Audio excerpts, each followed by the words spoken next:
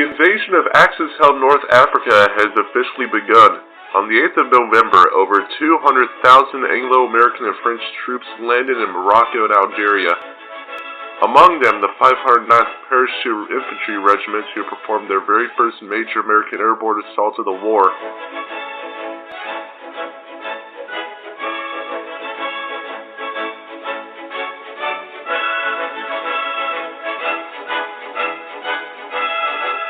Difficulties with navigation and terrain resulted in much of our airborne troops being scattered around their objectives.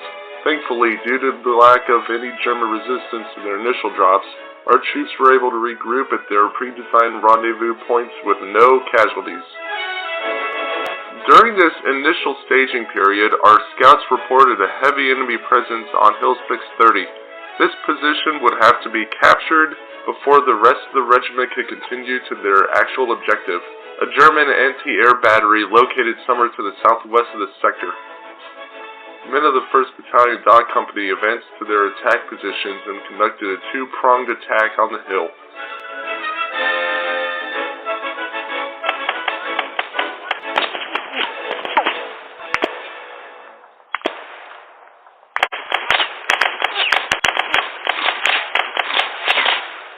However, it soon became clear that the German defenders outnumbered our troops by a significant margin.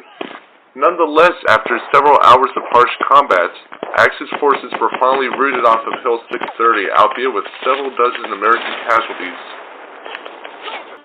No prisoners were taken, as there were none left to take. The defenders fought to their last men, a testament to the fierceness of organized German resistance. Captured German vehicles were used to transport troops toward their next objective, a German flak battery several miles away. However, the lack of any roads and rocky terrain quickly forced our troops to continue their march on foot.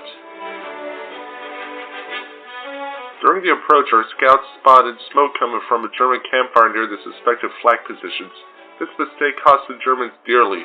Men of Dog Company were able to get close enough to see the whites of the Germans' eyes before they had any idea that they were under attack.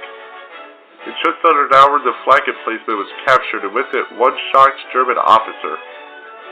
Shortly after the demolition of the German flak battery, British forces arrived to reinforce the 509th from the south, bringing with them much-needed supplies and medical care.